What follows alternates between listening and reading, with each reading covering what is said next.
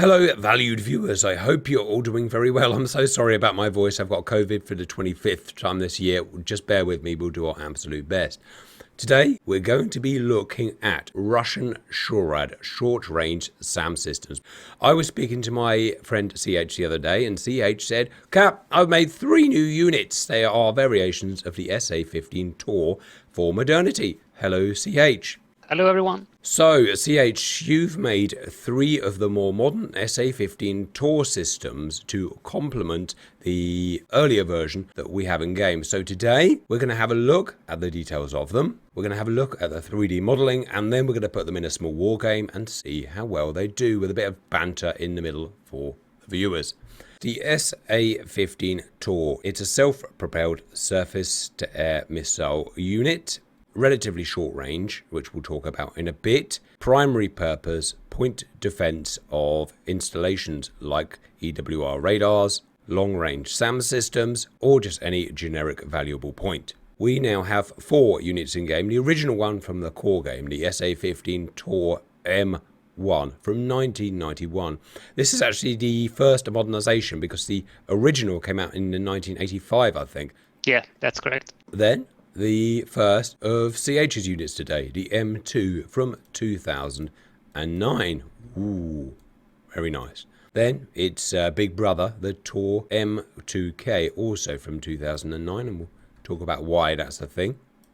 And finally, from now, or just a few months ago really, the TOR M2M, brand new. Ooh. So let's start with the M2 details. TOR M2, second revision from 2009. Weapons and systems, tracked chassis, uses the 9M332 missile, 8 of them. Search radar, track radar, electro-optical system, target engagement while moving. Am I right in saying that the M1 version, the previous version, could not fire while moving, CH? Exactly, that's one of the new things with it. Tracked, so limited to 40 miles an hour. Engagement ranges, the search radar 14 nautical miles, track radar 11 nautical miles, and this variant of the missile 7 nautical miles. So why was this a thing, CH? Why did the M2 come out? What's the main differences from the M1? Yeah, the main differences are the missile from the 9M331 to the 332. I think it was a little more ECM resistant. It also can use 4 different targeting channels to actually engage 4 targets. Where the M1 could only engage 2 simultaneously. Which moves us on to the M2K. Same year, but a wheeled chassis. Same missile, same sensors as far as I'm aware. But it's wheeled, so it can go 50 miles an hour. Why was this a thing? It's the same turret and the same weapon systems, but as you mentioned, it's based on a different chassis. It's an enormous chassis. It's almost 10 meters long. It was actually made for Belarus, I think, but I now believe they have a couple of them. Russia have a couple of them in service now also, but it's actually made for Belarus. And finally, bang up to date with the M2M. By the way, for viewers, if you guys get confused by the suffix designations, then you're not alone. They are a nightmare to understand. It's a full-time job understanding which units are which when it comes to Russian aviation, ground, well, anything basically. We've moved from 8 missiles to 16 missiles, which is super impressive. A 9M338 missile. Otherwise, those credentials are pretty much the same. The weapon engagement zone, search and track radar, same distance. But the new 9M338 missile has a range of 9 miles. Anything to say about the M2M, CH? No, the main difference is, as you mentioned, a little longer range on the missile, and also they have redesigned the complete missile bay. As you can see, it's turned 90 degrees, and they have actually spaced them less together, and it's a much smaller missile, so they can fit 16 of them. So let's go and have a look at these in 3D. Okay, viewers, I'm going to unleash them in a minute, but they will start shooting when I do, so let's just have a quick look. We've got the original here, M1. From the core game, and everything's animated as well, as you'll see. We've got the M2 here, which is super pretty. As you can see, everything is stupidly highly detailed from CH. I mean, look at the original, which to be honest looks pretty good, but look, fuzzy. Look at CH's one. Oh, beautiful textures. What is that? Is that the resolution of the texture? CH? Yeah, exactly. Because the EDIS version is an older version, so these are 4K textures like the newer EDIS stuff. We're gonna have viewers. Look how good that looks. It's almost like a photo. It's so impressive. Right, what I'm going to do, CH, is I'm going to unleash them now. So stand by for havoc. Right, you'll see there, and I quote, erection first. They're going to find a target. They're going to put their track radars up, which those are the track radars there, aren't they, CH? Yeah, that's correct. And the electro-optical ones with the open little cover there. Watch out. In fact, I'm going to go... so that is the search radar there, viewers. Sorry, it's a bit spinny. The top bit there is either... I forget now. It's either part of the search radar that allows it to look up higher, or it's a part of the IFF antenna. So I think exactly. Yeah. Some VHF stuff. Yeah, that's right. Track radar there has to point at the target. God, its textures are good. Yeah. And an electro-optical there. Now, some SAMs can fire purely on electro-optical reversion. Can this do it, or is this purely radar? I believe it can fire with the optical sight, yeah, exactly. That makes it so much more dangerous, viewers, because it can turn its radar off and just fire like a sniper without emitting any radiation. You can see the 16 cells there, viewers. Woo-wee. And the 8 fatter cells there. 16, that's going to be an absolute meathead to beat. Right, viewers, watch this.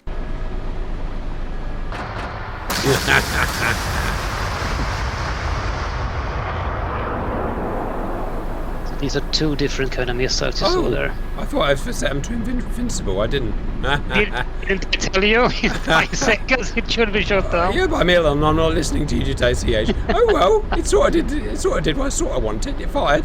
Sorry, viewers, I meant to set them to invincible so you can see them firing a lot. Well, we might as well watch them come down now.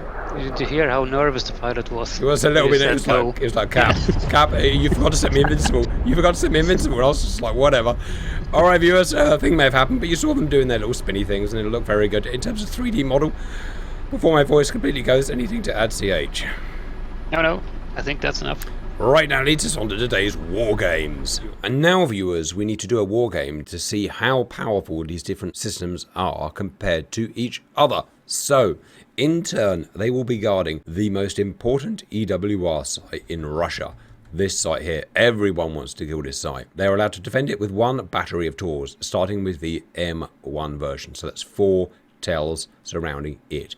In real life, it will probably be mixed with other layered SAM defense, but that's no use today. We want to isolate the SA-15 so we can get some good data. The first thing that we'll be trying to kill that EWR is a fairly realistic US seed attack. 2 F-16s, in fact we'll start with 1 F-16 I think. 1 F-16 armed with 4 1990s AGM-88C HARMs, high-speed anti-radiation missiles. Can the battery of TORs stop them? If we don't get any good data from the HARMs, we'll move to cruise missiles. We've got some Tomahawk firing cruisers here. So, first test is a battery of 4 SA-15 TOR M1s. Firing against it are 4 HARMs fired by 1 F-16. Predictions, CH? Well, it's the M1, it's the modernized version, and it's slightly overpowered in this version, so the missile can go a little further than in real life. So maybe it can take it. Let's see, here we go, firing. 2, 3,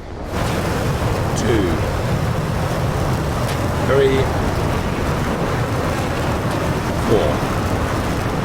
How the missile climbs, viewers, to get the distance it needs to go up into the thin air. Pretty good missile. Missile wannabe. Ballistic missile wannabe, yeah. I think this is capable of about Mark 4, so they are impressive stuff, but they are very old now, being replaced by the newer range of long-range anti-radiation missiles. Right, let's skip some time, obviously. In terms of engagement range, where you can see it right there, viewers, it's about 6.5 nautical miles. Now, when will it actually be able to fire? Well, let's go and find out, shall we? They're about to start pointing their track radars in soon, though they haven't done it yet. They are all set to maximum skill today to make sure there are no little glitches or anything. They should just work perfectly. You watch them not work now. There they go. There they go. Yeah. We go to front 2, all of them. All right, viewers, here we go. Let's see how far away. What's the speed of the HARMs? Right, okay, so they fired at a distance of fairly small, 3.3 miles, when their maximum range is basically double that. Why did they wait so long, CH? Don't know, what do you think? Yeah, it's a combination of RCS and speed is what it should be, but you never know. But it's probably a combination that Yeah, right. So the speed these guys are, and the radar, the amount of radiation bouncing off the radar cross section, which is all modelled. So it's about 700 knots. So it means they can fire at 3 miles. Okay, right. Well, let's watch them and see what happens then. These are in the same time era. Yeah. These both 1990s missiles, and so this was designed to shoot this missile down. Pause. Yeah. Oh, dealt with it easily. All right. Yeah. I mean, that was the brief for this missile, viewers. Shoot harms down, and it did it. Right. Excuse me. Well, let's double it up then. Makes everything harder. As soon as you start adding more stuff to the equation, systems start to break down, which we all know about. The risk of hitting something is more like exponential than linear. Yeah. Right. What I really want to know, CH, is how close that is to real life. Yeah. I'd love to know. There's a lot of people would. Let's not test that. No, let's not test that. Right, 8 salvo harms, viewers. Okay, let's skip that. It's going to be interesting. Let's see how they handle their planning here, because they only have one channel, I believe, each. So they have to, as I mentioned, how they are modeled by ED here. I think they can fire at most 2 missiles, but for only one target at a time. They are actually safe, but because there are 4 of them, so if they work together, they can actually do it. So each launcher can only look at one target. Have I got that right? Yep. Wow, that's a real big drawback, because the whole idea of the system is to shoot down lots of missiles. Yeah. So, Whoa! Straight out, probably the same. Yeah, about 3 miles. Yeah. A little bit closer than it was last time. Right. Will we get through? Plenty of missiles in the SEH. Yeah. Well done. No idea what's going on at all. Anything could be happening right now, if I'm honest. It's a cool view, but you don't know anything. Right, I know what's happening now, CA. Yeah, I know someone who doesn't like that, yeah. I counted 3 missiles that got through. Excuse me. Right, we beat it. We've got a metric. We've got a baseline. Let's go move on to M2. Right, we've switched out for M2s here. Otherwise, everything's identical. We'll start with 2 F-16s, because there's no point of just doing one. If you were selling me the system, if I was Sultan of somewhere, why would this do better than the other one, the M1? Well, it has 4 simultaneous channels. You can fire at 4 targets at once. And it has a slightly better missile. It's a little more ECM resistant. But the range is accurately modeled at 12 kilometers, which is actually a little less than the M1, which is a little overpowered here in DCS. Roger. Yeah, they might have had to do that for some reason. Came restrictions and stuff like that. Alright, how high did they go out of interest? 50,000 feet, viewers. Woo! Yeah, and actually, that's a good point also. The TOR's maximum altitude for these missiles are 10,000 meters, so around 30,000 feet. Yeah, 30,000 feet. So, yeah, so you can fly over them, but yeah. All right, when are they going to fire, viewers? And the 10,000 meters is actually an improvement with this missile compared to early versions. Yeah, I remember they were about 20,000 feet. In terms of what it looks very much like an M1. Do you think I've got that? Oh my God, stop. Okay. Wow, they've really gone for it. 3.5 miles. It's the biggest one yet. The M2 is the furthest yet. Yeah. Right. Let's talk about this missile and remind me why the missile was improved. As I said, with the ECM YAM stuff, it should be a little more resistant. But it's not that much improvement in range and all that stuff. So it's pretty much the same as on the M1. But you'll see then with the M2M, it's a completely different look. Yeah. Well, any idea what these little sticky out bits are?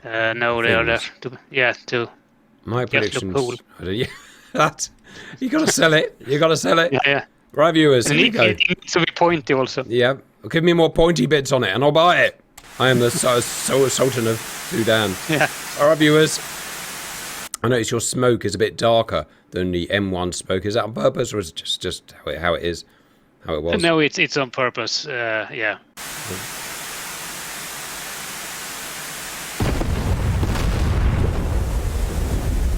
Okay. What's happening? Oh, I'm nervous. Stop. Let's try and get some data. Oh, what's going on? It's done it. Apart from this one here, it's done it. Yeah. Wow. It's one left, or? Let's see. Yeah, it's got one left. I'm just going to see it in the magazines. Oh, they've only used 40% Yeah, of yeah. their payload. Yeah. Wow. That's a big step in capability. And CH explained the capability and why, viewers, and you've seen it modelled there, which is great. That's where you pay your bucks. Done it. Wow. That was easy. Yeah. Are you convinced? Will you buy one and put at your house? I'm buying it. I'm buying it. Right. I guess, in that case, we need to go up to 3 aeroplanes, because we now need to compare the TOR M2 to its big brother, the 2M2, right? So we need to try and make it fail.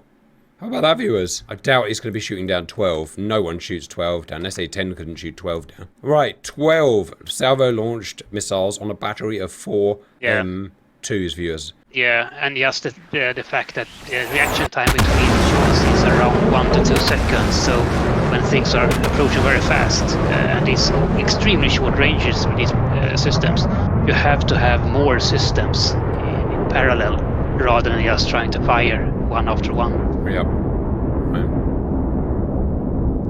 Oh, look at that. That's impressive. 12 harms, viewers. I'd be really surprised.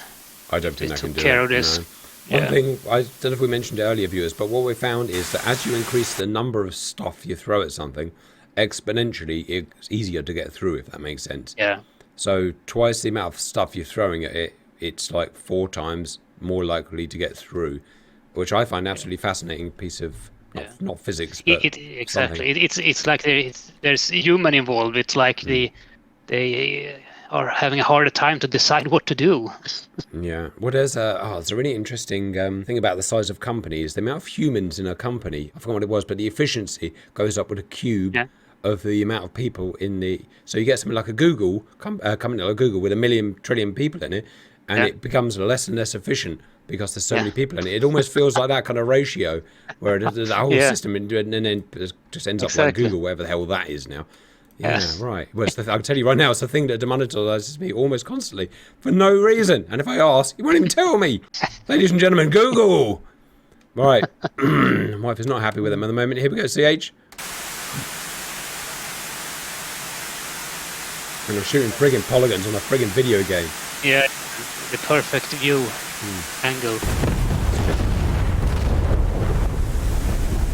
Good start, CH. Yeah. No, they're getting through. Stuff is blowing up. Is that? Yeah. I think they missed some of them. Pause. Let's try and get some data. Ooh. Yeah, the angle is incredibly hard to understand. Yeah. Right. 6. Oh, they actually, they have caught up pretty well.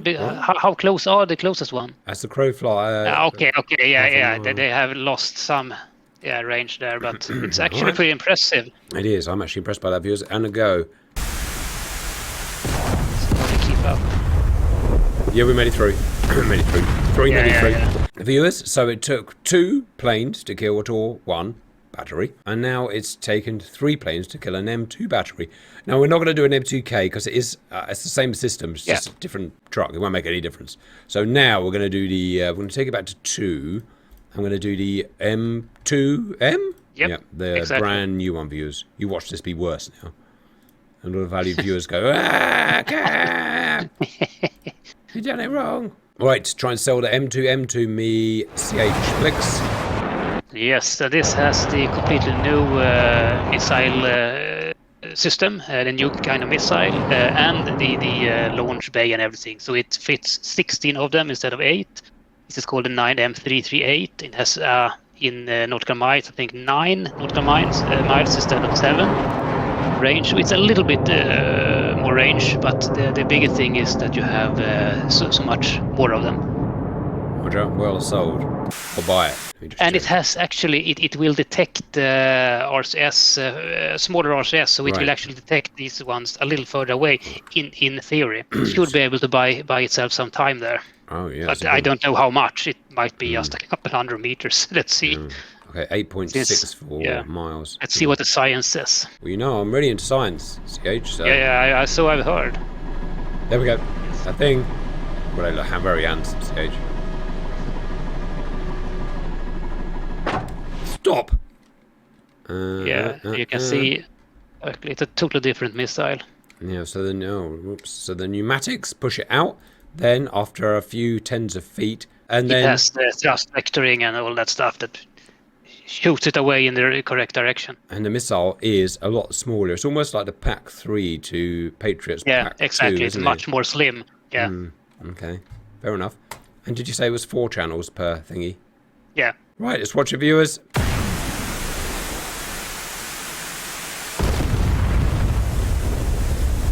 Yep, can't see anything.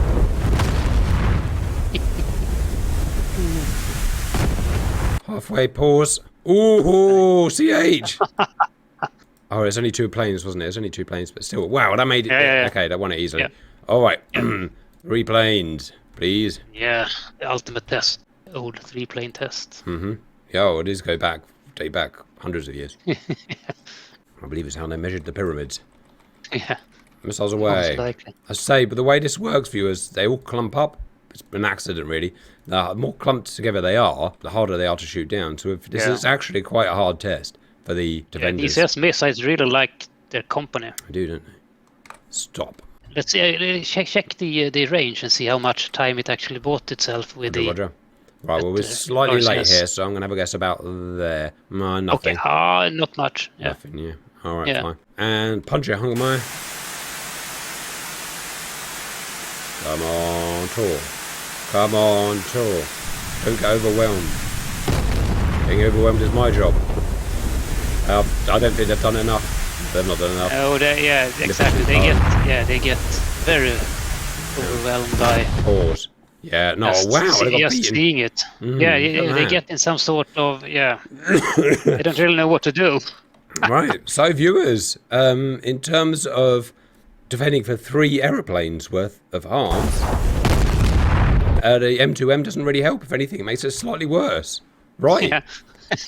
Oh, man, that's a weird day. Yeah. All right, well, the only other test I've got for you viewers is to launch a whole bunch of Tomahawks. 20 of them fired at the same time. There's no point of running it against the other batteries because they physically don't have enough missiles, but this battery does. So now very non-stealthy Tomahawks. Now, I'm not sure what version they are, so I'll be interested in finding out when they start firing.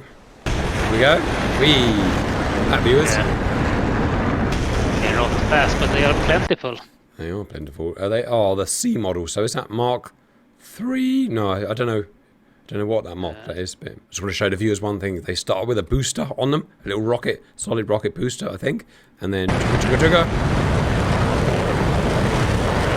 dump it, and then their jet engine starts up, and they fly it with the jet engine, subsonic, all the way to target, following any undulations in terrain. They're carrying a 1,000-pound warhead. Yeah. So they've basically got an anti-everything warhead, haven't they? Yeah. You want to take anything out, shoot one of these, a runway, a has.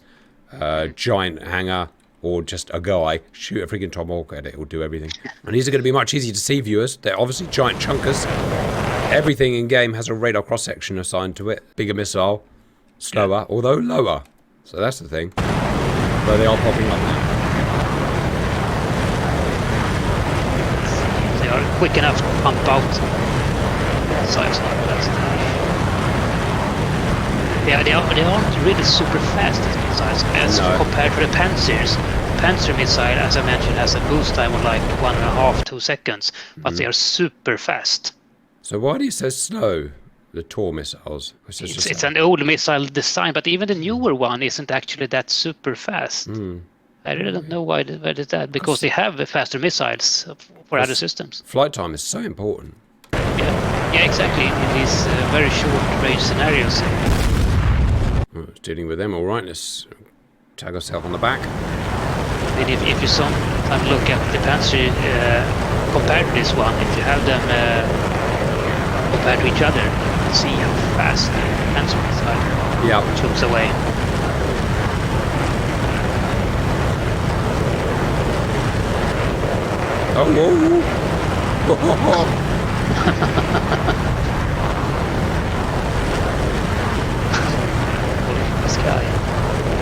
Okay.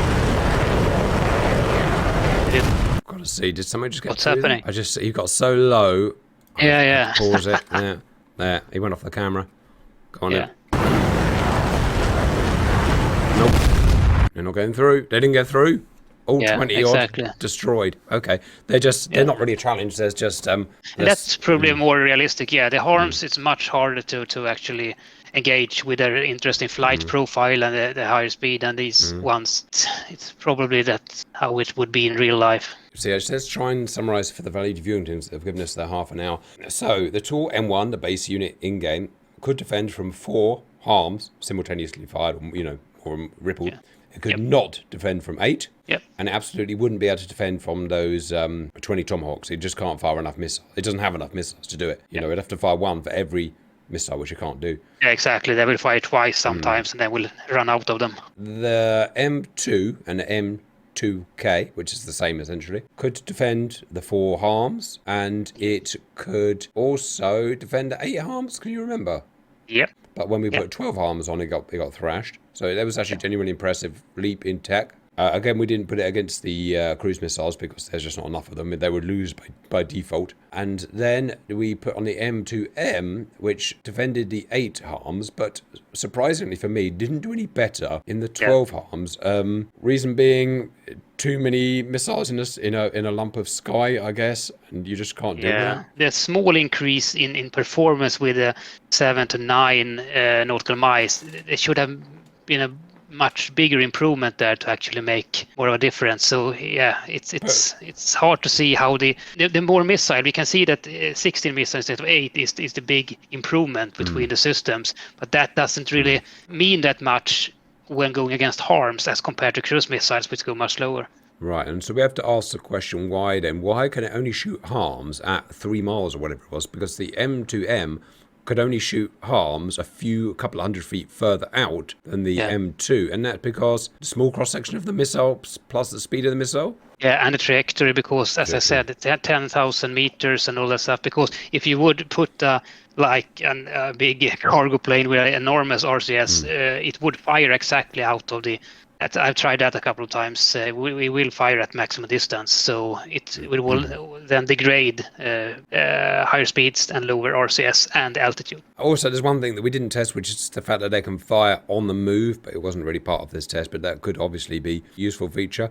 But otherwise, we've shown that all of these modernized units can do a better job than the original by a factor of 2, killed twice as many harms. That's what I've really got to show. Well done, CH, and anything to add? Since we now have both the Panzers in a modernized version and the TORs, you can actually use them like protecting convoys on the move and all that stuff. So it's pretty cool to have them firing on the move.